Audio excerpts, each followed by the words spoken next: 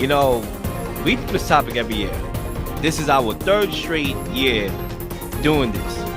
And it's around this time, the month of June, right before training camps, begin, right before the preseason.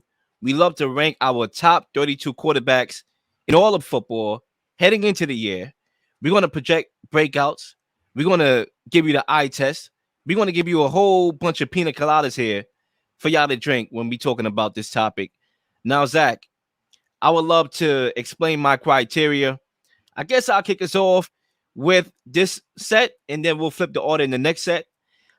I do want to talk about after this set, though. I do want to focus in on the Colts battle because I don't know where you're going to have Gardner Minshew. If you're going to have Gardner Minshew, right, I'm not going to spoil anything. You may be having Anthony Richardson. Even though you told me who you got, I don't want to spoil it for you. I know who I got. So I know we have different quarterbacks, so maybe we could dive into that a little bit further after this list right here. So, ladies and gentlemen, our top 32 quarterbacks heading into the 2023 season. Now, as always, I love to explain my criteria, just kind of like how I formulated my list, because, this list is a very controversial list. When you're talking about quarterbacks, it's prestige that you're going to have a lot of people coming at your neck. So I want everybody to know, projected starter, right? That's going to be a big key here. And if you're not starting week one, then you're going to start early and eventually, right? So for the most part, you're going to be a starter for one of these 32 teams. So Tyler Huntley, you're not going to be ranked here, buddy, because you're going to be a backup. That's a prime example. Eye test. With my own two eyes, these are the 32 best quarterbacks in football. Recap from last year. Obviously, I watched football last year. A whole lot of football. Every week, to be exact. So I'm going to take in consideration how your season ended last year. So you're going to have a lot of guys that are going to move up and skyrocket on my list this year. Projections. This is the most confusing part about my list. And I don't know if I have to speak this in Mandarin. I don't know. But I'm projecting you into the year. I'm projecting you into 2023. So if I think you're going to go from being a tier 2 quarterback to an MVP quarterback, you will be in my top 15, if not top 10. So I just want people to know that real quickly here. Value to your team. If you were subtracted, this team will be out of the playoffs. They will be tanking for Caleb Williams. So those are all my criteria, and we might as well begin. At number 32, I'm going to go with Desmond Ridder as my 32-32nd quarterback here. The biggest wild card in the NFC South. Listen, you can make the argument that the Atlanta Falcons have the best roster in the NFC South. They just added Bijan Robinson. They have Drake London. They have Kyle Pitts. I mean, they have a whole lot of weapons here. A whole lot. Okay? Desmond Ridder, he has a great, I won't say great, but he has a good coach who's knows offense, okay, and Arthur Smith. And I'm very curious to see if he fixed any of the accuracy issues that I saw on tape. That was his biggest non-trait coming into the league, his accuracy issues. It's funny, Zach, because I saw him in the preseason last year. And I thought he looked fairly decent in the preseason. He didn't look that bad to me. I'm like, maybe he might steal the job from Marcus Mariota. But then I saw him when he came towards the end of the year, I believe 4 games, and I wasn't that impressed. Now, obviously, it's a different situation when you're talking about in the preseason, going up against number 2s and 3s compared to the real regular season simulation of a game. So it's a big difference there. But he has the weapons. He has the ecosystem. Can he be that guy? I don't know much about Desmond Ridder as far as the NFL is concerned, so I have to rank him this low. I'm going with Desmond Ridder at number 32. Okay? All right, let's move on. Number 31, I'm going to go with Sam Howell. There's a lot to like about the Washington Commanders receiving corps, right? They got Terry McLaurin. We talked about it in the chat earlier today. I think they have the most underrated receiving corps in football, right? Jahan Dotson, Demir Brown, right? I think I'm pronouncing his first name wrong, but Brown, he's a star. Dion Brown, right? I like that guy. Who else? You have I'm missing somebody here. Curtis Samuel. Your guy, Brooklyn, Curtis Samuel. In fact, Abraham Lincoln High School, Curtis Samuel, right? Playmakers all over. And there's a lot of people in Washington that is high on this guy. We have a friend of the show, Lake Lewis Jr. He's a big Sam Howell guy. He's been preaching Sam Howell from the start. and I think he will start. Listen, they did not, you know, overlook Derek Carr, not bringing Derek Carr, and they didn't make another move for a veteran to start Jacoby Brissett week 1. I think if you're gonna try to get a veteran in there, you would have brought in Derek Carr. They didn't even bring him in for a visit. So or Sam your Howell, guy Jimmy G, they finally would have completed that exactly. you've had for a while. Exactly. So Sam Howell is going to be the guy. Make no mistake. He will be starting week 1. Jacoby Brissett is just giving you, quarterback depth. But Zach, can Sam Howell, right? I'm pretty sure you will get to this. Can this guy give the Washington Commanders some stability at quarterback? I glance at the last decade and change, actually 2 decades, of the quarterbacks on the Washington Commanders roster over the years. And I was appalled at what I saw. The only quarterback that played and started for them more than 3 seasons in a row was Mark Rippon, 1988 that's before our through time. 1993, before me and you was born. That's actually Brett Rippon's dad. Fun fact. Exactly, before me and you was born.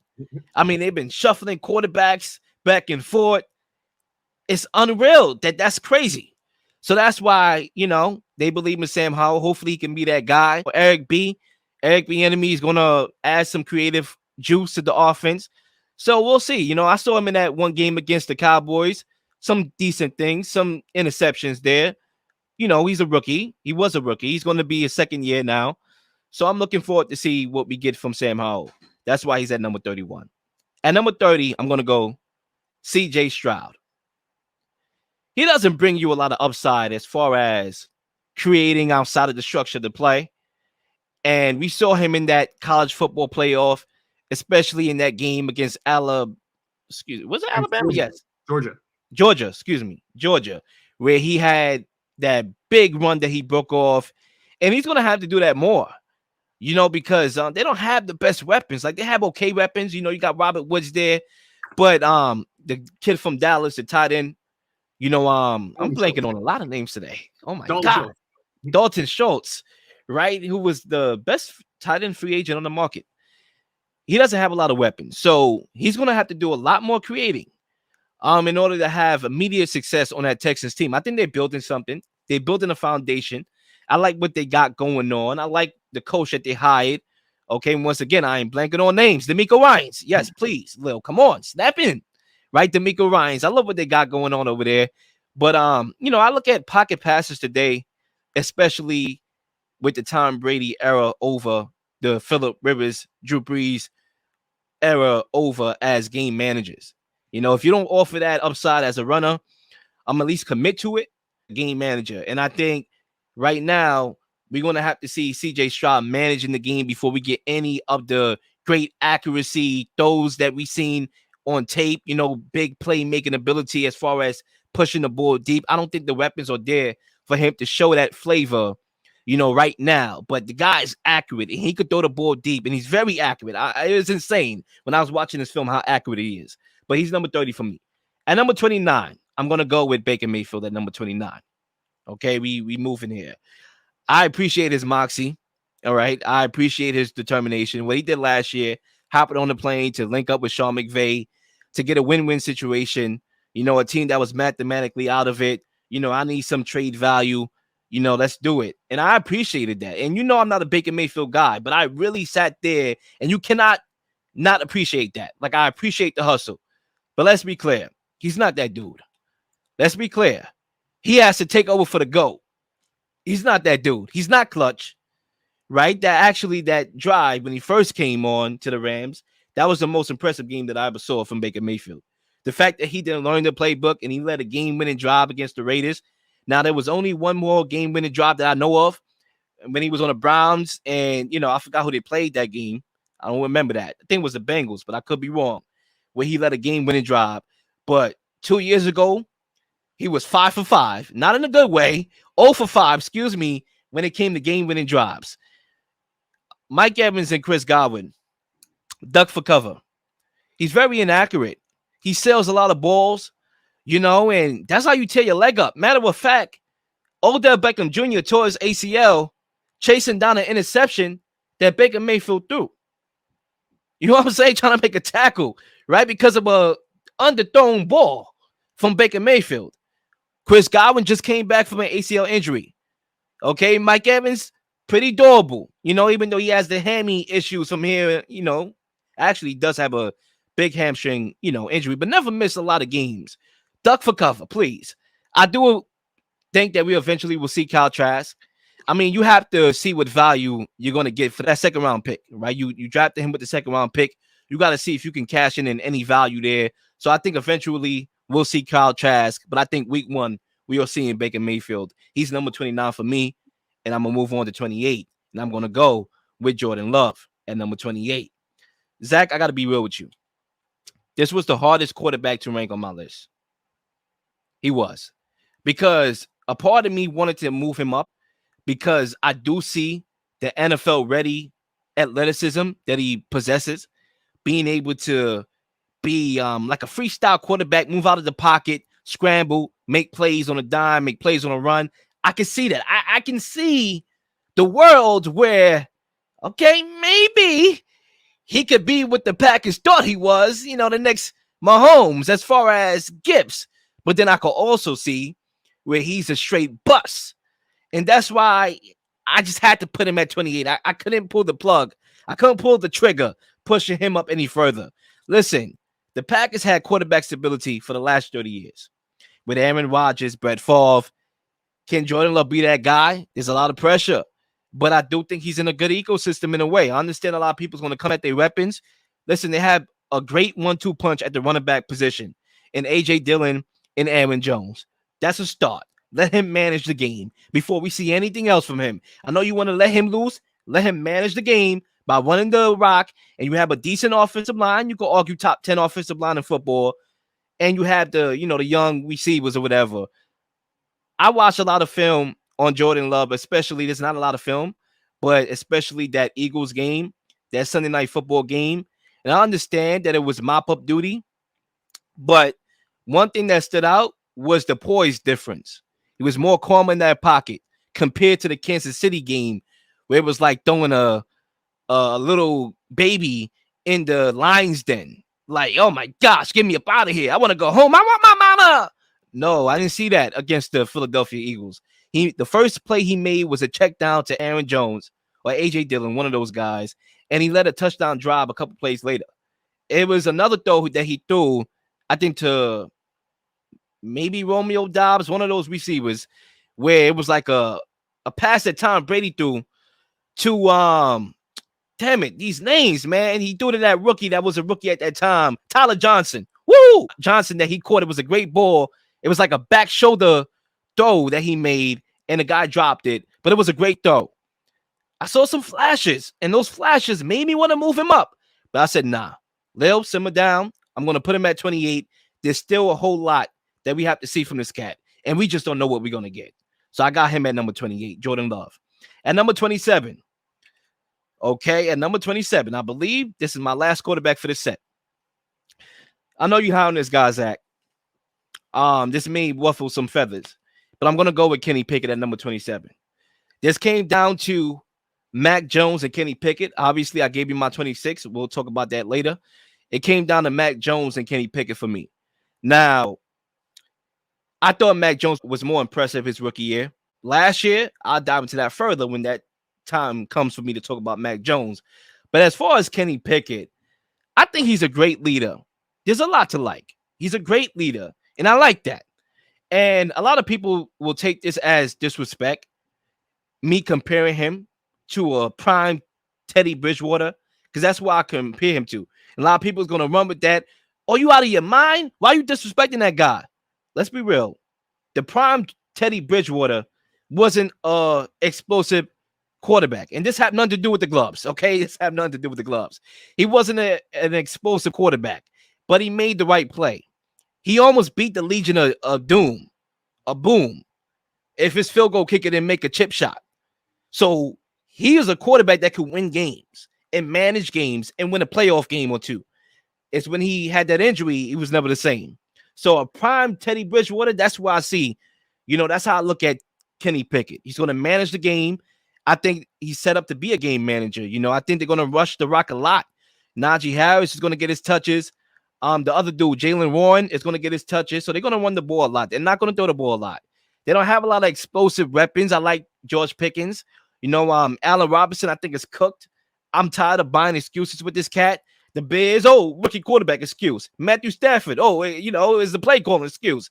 I'm not buying that. I just think he's shot. He can't create no separation, so I'm not buying that. But I do think Kenny Pickett is a great leader. He has some raw talent, but I don't think he has that explosion, that I'm looking for that has me up at night.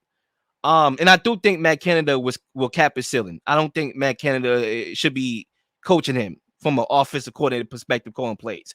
He's too outdated. He's not creative. And I think that's going to cap his ceiling because you can make the case that he could have a leap in year 2.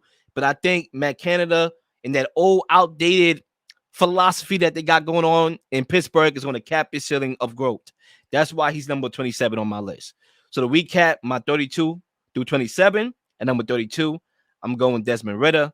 At number 31, I'm going Sam Howell. At number 30, I'm going CJ Stroud.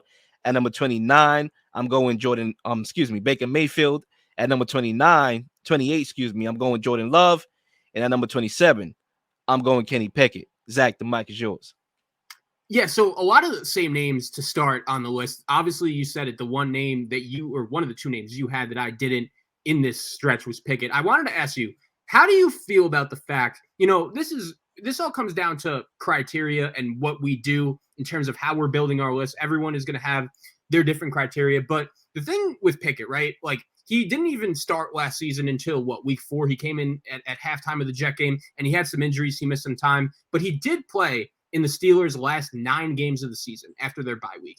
And I was super impressed with how he finished the season. Like, the Steelers, for the first 8 weeks of last year, they were not a good team. They were 2-6. They lost a handful of games that they just they had no business losing. Like, they lost to the Jets at home. They lost to the Bills 38-3. They got destroyed in that game. The Steelers were a bad team for the first 8 weeks of last year. They started 2-6. Then the bye week hits, and something changed. They finished the season 7-2, and their only 2 losses were to the Cincinnati Bengals and Joe Burrow, and they were competitive in that game. They only lost by a touchdown. They put up 30 points in that one. They lost 37-30, and they lost to the Ravens at home in a game they should have won. That was Pickett's one bad game in the second half of the season. But this guy got his payback on the Ravens on Sunday Night Football. The Ravens were winning for the majority of that game, and this guy's out here leading a comeback drive to give the Steelers the win. They're playing the Raiders the day after Franco Harris tragically passes away on, I believe, Christmas Eve, primetime game, NFL Network. The Steelers were down, final 2 minutes. Kenny Pickett, clutch 2-minute drive. He hits Pickens for the win. So Pickett is the one quarterback for me that I didn't include that you said in this portion of our list. I think he's going to be the young quarterback that really takes a step forward, that really breaks out this season. And I'm a big Pickett fan. I think he showed enough towards the back end of last year. I mean, the Steelers, I remember that game. Like, they lost 35-13 to the Eagles in week 8. The bye week hits, and they won 7 out of their next 9 games. That's really impressive. And for me, that's enough to project a young quarterback like Pickett to really take a step forward heading into next season.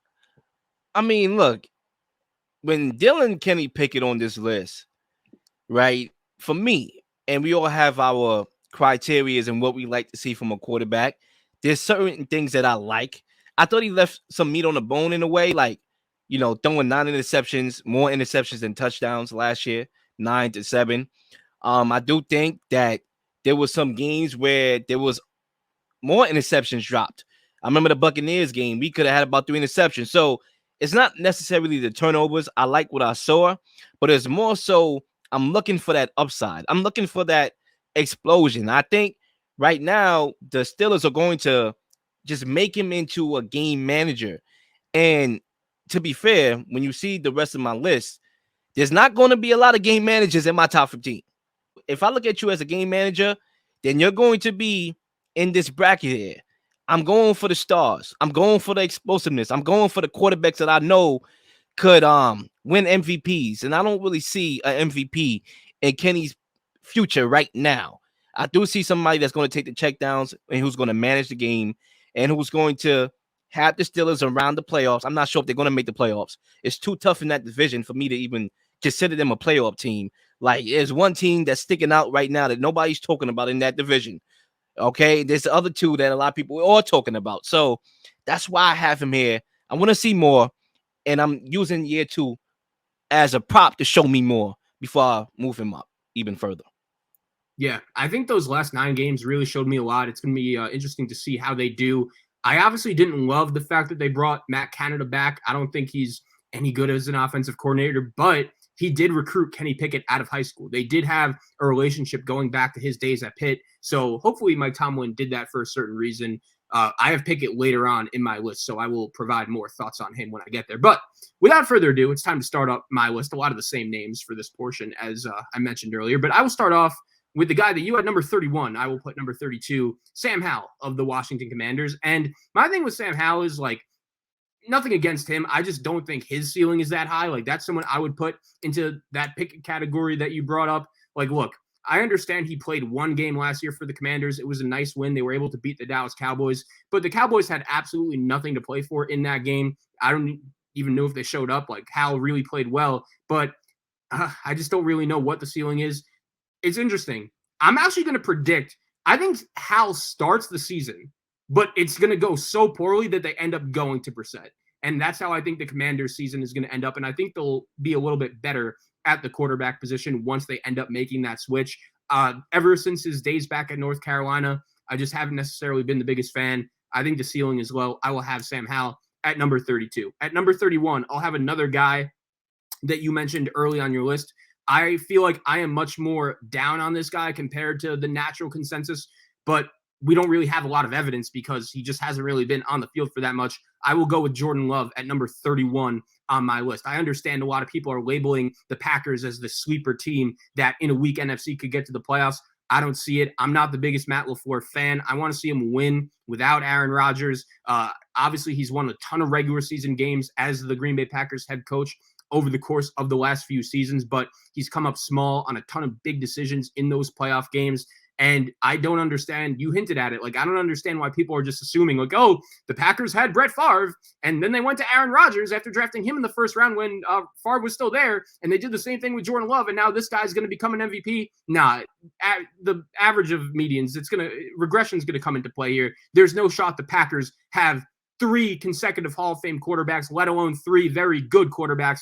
I'm not a Jordan Love guy. I think the Packers will be asking themselves questions about the quarterback position at this time next season. I think there's a reason why they only paid him that 1-year deal. They didn't extend the 5th-year option. I will go with Jordan Love at number 31. At number 30, I'm going to go with the guy that you didn't have on your list. And the reason why I have him so low is obviously he's accomplished way more than a ton of these guys that I have ranked before him. But this goes back to our own criteria, how we're going to be doing this. I just think there's a pretty good situation that this guy gets benched at some point in the season and it goes downhill from there. I'm going to go with Ryan Tannehill of the Tennessee Titans at number 30. And I just don't think he has a ton of football left to be played in Tennessee. Like, I think the Titans are going to enter next season as one of the most irrelevant teams in the NFL. And the sooner that they put Will Levis in, the better, just so they could learn about Will Levis. Like, they literally went back-to-back years trying to replace Ryan Tannehill. Like, they took Malik Willis. It doesn't look like that's worked out. And they took another quarterback late in the draft, or late in the first, or not even in the second round, looking for some value. I've referenced this a ton of times on the show, but if I were a Tennessee Titan fan, man, 2 years ago, you had everything going for you. You somehow, this team, Mike Vrabel is such a good coach that he had this team as the number 1 seed in the NFC, or in the AFC, going in the 2021 playoffs, and they lost that game to the Bengals, where their defense had 8 sacks, and they still were not able to get the job done. That would just be a loss that I still would not be able to recover from to this day. I think they drafted Will Levis for a reason. I think they get off to a slow start. I will have Ryan Tannehill at number 30. At number 29, I'll have a guy that you had on your list in your portion. I'll go with C.J. Stroud of the Houston Texans. I think Stroud was a safe pick. Like, I don't think he's going to be some star. I don't think he's going to be a bust. I thought the Georgia game was impressive. He'll make some plays here and there. But I do like what Houston's building. DeMeco Ryans, he brings in the quarterback coach from San Francisco with him over to Houston. Bobby Slowick, I believe his name is their new offensive coordinator. I'm going to be curious to see what he does with the young quarterback in Stroud. They do have some improved weapons. Like, I do really like Dameon Pierce. Robert Woods is a solid move. I actually think the Houston Texans, they're going to be a little bit better than expected. I feel like when they made the trade on draft night to trade up for Will Anderson, which really was, CJ Stroud. They were going to always draft Anderson, but they wanted to draft their quarterback. I think when they made that trade with the Cardinals, the initial reaction was, oh, the Texans are just going to bottom out. They're going to be one of the worst teams in the league again. The Cardinals are going to have 2 top 5 picks. What are the Texans doing? Just giving up their first round pick for next season. I think they're going to be better than expected. I think there's a good chance they win more games than people realize. I'm not saying they're a playoff team, but I think they could win 6 games maybe, and CJ Stroud will have a lot to do with that. I'll have him at number 29. So you mentioned that Jordan Love was the hardest, most difficult quarterback on your list for you to rank. And for me, this next guy, I'm going to put into that category. And well, I'll admit, I did take back my words. I did tell you privately that I was going to rank Gardner Minshew on my quarterback list. But I sat back and thought, you know what? That's no fun. I want to rank all the young quarterbacks, the guys that we've been talking about since the draft process started. So I'm going to go with Anthony Richardson as my number 28 quarterback on this list. And here's the reasoning, right?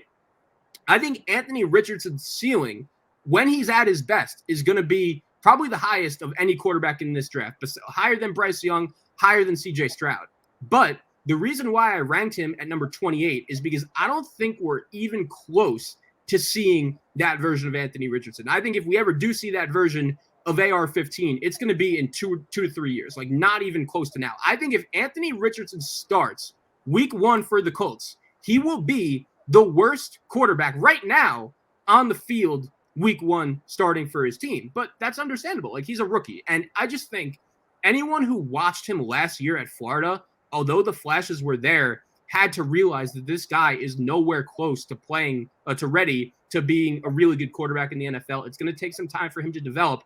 And if I was the Colts, I would have no interest in starting him week 1. If I'm Shane Steichen, the new head coach of the Colts, I would start Gardner Minshew under center week 1 and maybe even the whole season. I would even consider just redshirting Anthony Richardson for this whole season, have him learn, have him sit around. And I'm usually on the side of when you draft a quarterback in the first round high, get him in there right away and get as much evidence as you need in order to make an appropriate decision. I think AR-15 is an exception. I don't think he's anywhere close to ready. If I was Shane Steichen, I would have no interest in starting him. But if he does, I think he would be towards the bottom of quarterbacks starting week 1. I will go with Anthony Richardson at number 28. And at number 27, I'll go with another guy you named. I'll go with Baker Mayfield. And here's the thing, right? I do think, first of all, we saw this past season with the Rams what Sean McVay was able to do with him. If you just put competent talent and give Baker Mayfield a little bit of help around him, he could win games for you as a quarterback. Now, I know the pushback is going to be, well, this Tampa Bay Buccaneer team, they're going to be among the worst teams in the NFL this season. Todd Bowles is still their coach, one of the worst coaches in the league. That offensive line still cannot block at all. But I will say, when last season ended, I was expecting the Buccaneers to trade one of, if not both, Mike Evans and Chris Godwin. And the fact that both those guys are still there, honestly, is a little bit surprising to me. The fact that they have a really good young running back in Rachaad White that I think could break out and be one of the better running backs in the league this upcoming season. Like, Baker Mayfield does have some help. I think he could do okay in this offense. I don't know if we're going to see a lot of Kyle Trask, but the weapons are better than most people realize is my point, which is why I have Baker at like 27 opposed to, towards the way bottom of the list. So I will go with Baker Mayfield at number 27. And even though I don't think it's an ideal situation with him playing behind a not so good offensive line, playing with Todd Bowles, I do think Mike Evans, Chris Godwin, Rachaad White, those 3 guys, and a good young tight end, Cade Otton, I'll mention him as well. Like, he does have some weapons to work with. And every time he's had just decent weapons, he's been okay. So I'll go with Baker at number 27. To recap my list, the first part of it, I will go Sam Howell, Commanders at number 32, Jordan Love at number 31, Ryan Tannehill at 30, CJ Stroud at 29, Anthony Richardson at 28, Baker Mayfield at 27. Yes, I would like to respond to one quarterback in particular before we move on to our next set of lists. I'm going to stay where you left off in talking about Baker Mayfield because I think his situation is very peculiar in the sense that, there's going to be a new expectation. They're not thinking Super Bowl, even if they lie and say that they, the goal remains the same. I'm thinking Super Bowl. It's not possible, right? They had the opportunities. They won one with Tom Brady, and there's a different expectation, right? Now, when you talk about Baker Mayfield, I think the coaching matters. I think when I look at Baker Mayfield's career, not talking about college specifically, because you can make the argument in college he had a good coach, Lincoln Riley, but I'm talking about specifically in the NFL. And yes, let's talk about college because when you talk about Lincoln Riley and all the guys that won the Heisman over there, the system really mattered obviously over there because not only did he won the Heisman, but Kyler Murray won the Heisman. Jalen Hurts came in second, or did he win? He won, right? He came No, in second. yeah, He came in second, he was third. and Caleb Williams. You should mention him. And Caleb Williams, right? So we know that there's a structure in place for guys to succeed, and generally that's how Baker Mayfield was the number one overall pick. Had we saw what we saw now, or knew what we was going to get based on what we got, he wouldn't have been the number one pick, and that's clear. So that mattered. But I think coaching really matters when you talk about success with Baker. I mean, think about Kevin Stefanski's first year, right after Freddie Kitchens, and he was the coach in Baker Mayfield's rookie year. Stefanski came in, and immediately they shifted. Like, they made the playoffs. They won a playoff game, and we know Stefanski is that guy. Like, say what you want, and I know we'll have our questions about Stefanski. There's certain things that I don't like, certain things that I do like, but let's be real. Jacoby Brissett led a top 10 offense. Okay, journeyman led a top 10 offense. He knows how to groom a quarterback to have success. Game managers. The kid from the Vikings, Case Keenum, right? We know that. We know what we're going to get. So I don't like the situation in Tampa as far as the coaching. I think Todd Bowles is going to ruin Baker Mayfield. So keep in mind, it's important to remember Byron Leftwich, he's gone. He's out of the picture. He is unemployed at the moment. I will say, I did, as bad as Todd Bowles is, like, we're on the same page there. I did like the hire. I'll give you his name right now, but they brought in Seattle's quarterback coach who did Canelo's, right? What's that? His name is Canelo, something like that with a C. I'll look it up. But I like that hire. Like, that guy did do pretty good work with Geno Smith in Seattle. And my point is, I just feel like, and even myself, I've been guilty of this. It's like, a lot of people are just automatically penciling in Tampa to be one of the worst teams in the NFC, and that's most likely true. That could happen. And yeah, by the way, Dave Canales is his name. You were right there. I just think, like, I wasn't expecting to look at the Buccaneers depth chart and see, like, I think Rachaad White might break out this year. Like, I was really impressed with what he did towards the back end of last year. And, like, Mike Evans is one of the best receivers in the league. Like, you still have Chris Godwin and this new offensive coordinator. Like, it had me maybe thinking a little bit, like, maybe Baker could at least, I don't know how good the Buccaneers are going to be. Like, I don't think they're going to win a ton of games, but I don't think that division is going to be good in general. So I think the Tampa Bay could be whack, and it doesn't matter. They could still win a division. Like, that division is suspect. But I think when you talk about, for example, the weapons has always been there. Now, I understand they have some new guys like Rachaad White, who I also like, and I think there's an upside with him. Think about the days before Tom Brady with a guy like Jameis Winston, who, like Baker Mayfield, they turn the ball over a lot. Now, Jameis Winston had a 30 for 30 episode. He did throw for 5,000 yards, but they didn't make the playoffs. And that's when Chris Godwin was like his first or second year. Mike Evans was in the prime of his career, and that happened. So I don't really think either way that Baker Mayfield is gonna come here and have success. Now, I would defeat that argument in a way because there's a difference in philosophy. Gone are the days of the vertical offense with Bruce Arians, and now we have Canelo's, who's going to run the ball more and require quarterbacks to move a little bit more. So you're not going to take as much shots and all that. But I just don't consider Baker Mayfield to be a winner. Like, he was on a great situation. There's a reason why the Browns dumped him for a guy and Deshaun Watson with 23 civil cases, because they know that we have the ecosystem in place, but Mayfield is not the guy to lead us to where we want to go, which is a Super Bowl. And Watson gives us the best chance to do that. So I just don't consider him a winner.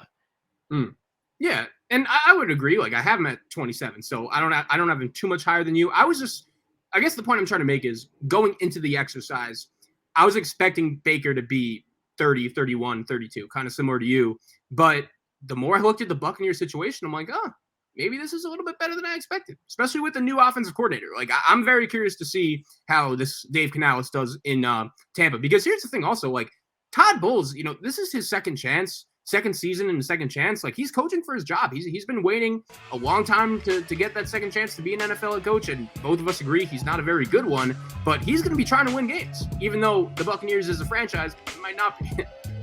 Please like and subscribe for all the up-to-date content. You've been slinging shows left and right, slinging content left and right. Please don't miss anything. If you do, like, subscribe, leave a comment, leave a question, something you may want to answer, something you may have.